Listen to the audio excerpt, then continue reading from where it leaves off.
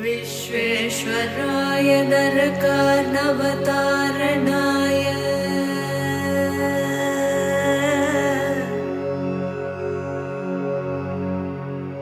Vishweshwar.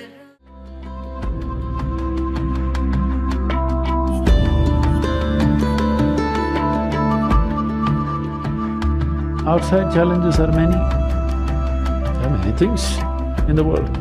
Some things will happen, some things won't happen, some things will act for us, something will work against us. These things are happening all the time. But am I functioning for myself or am I functioning against myself? Within this, is my life little more exuberant, little more better, little more joyful, little more peaceful? You just measure this every day. So you must maintain an account book. Yes, if you're doing business, how do you know whether you're progressing? Only one who keeps accounts knows whether he is making money or going down, isn't it so? Similarly, you must maintain an account. You just see, let's say yesterday you were joyful 5 times in the day. Today if you're 6, you're better. Tomorrow if you're 7, you're better. But day after tomorrow if you're 3, you're worse. How many moments of joy do you have? Why I'm talking about joy is we are not using joy as a goal. Joy is a measure. Joy means you're at ease. Joy means you become more of life than being a mental mess, isn't it? Joy does not mean that you attain to something. Joy simply means life has come to ease, you're not messing yourself up. Spend 5 minutes. Have I been better today than yesterday? Has my day been better? Every day, if you keep accounts, you will see no matter what the hell happens in life situations, you will not go down.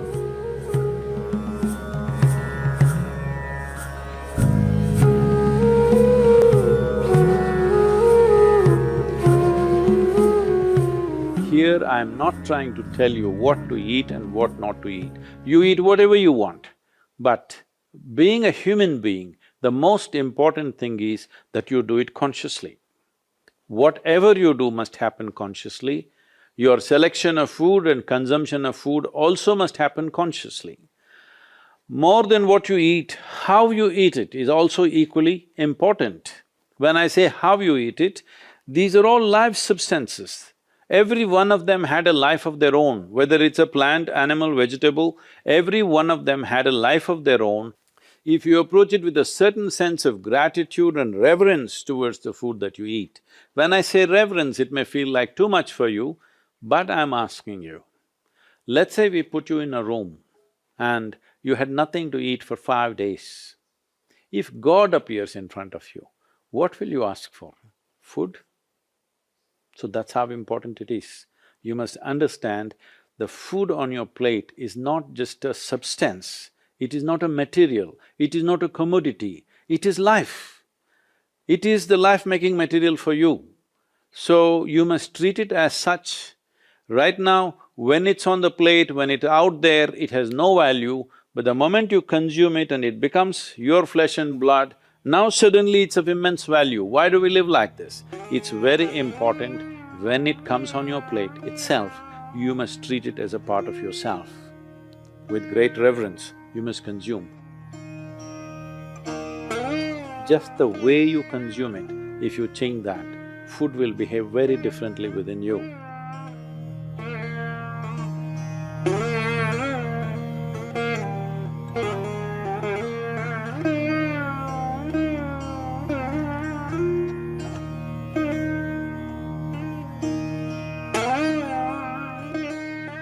The soil that you walk upon has a certain sense of intelligence and memory.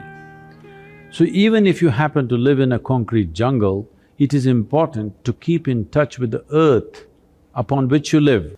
Create ways for yourself to somehow remain in touch with the soil or the earth upon which you live, that part of the earth. With your bare hands and bare feet, see particularly the palms and the soles, if they come in touch with the earth on a daily basis, at least for a few minutes, a certain harmonizing of the physiological process will happen just being in contact with the earth. If you spend at least a few minutes in your garden, barefooted, touching plants or trees, because this is the basis of your life.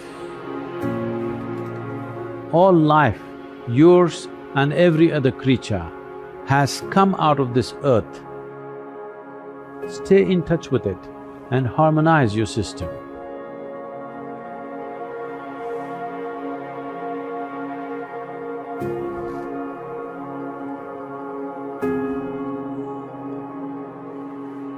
One thing is, before you go to bed, just sit in your bed just for 2 minutes. 2 minutes, just see, suppose you're going to die right now in 2 minutes' time, how it'll be, and then sleep. You will see tomorrow when you wake up, you'll wake up like you just born. If you go to sleep with this awareness, you will wake up with a completely new dimension of energy within you. Suppose you wake up tomorrow. No, that's not… See, you think it's a joke, that's a problem. Every day, nearly 300,000 people don't wake up tomorrow. So in case you wake up tomorrow, check and see if you're still alive. If you are, just do this much, for your sake, not my sake. One big smile, you're still alive. Hello? Is your is your life worth this much? See, do not think every day you will wake up, one day you will not wake up. Yes or no?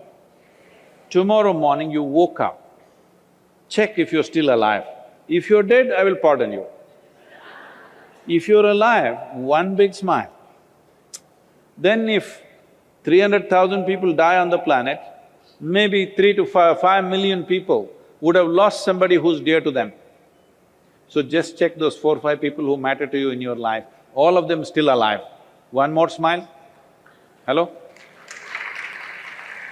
And you looked at the watch, it's 7 o'clock and you're still alive. One more smile. Hello? From now on you must do this every time you look at the time. If you're alive, you must smile, because this is the greatest thing happening to you. Not your money, not your profession, not your family, you're alive right now, this is the thing. Very brief, let's make it happen.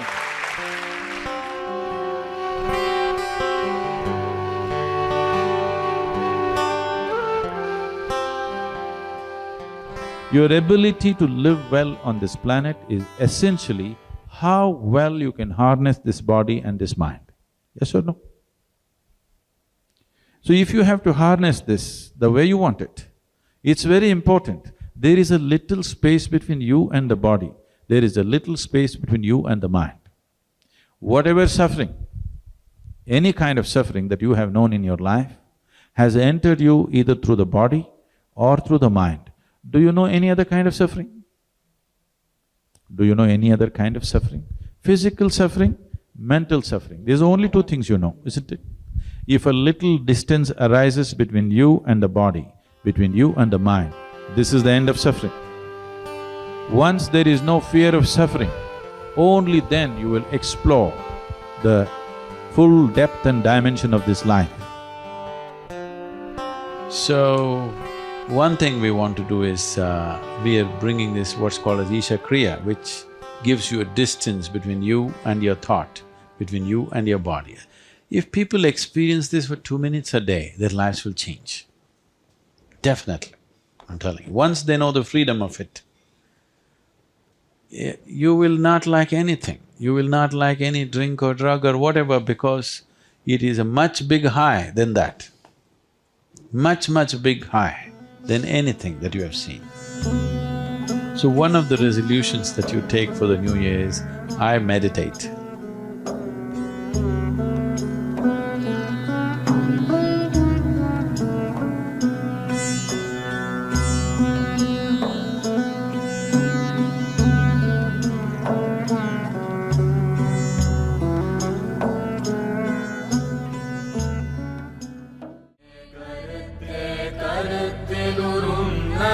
மணியே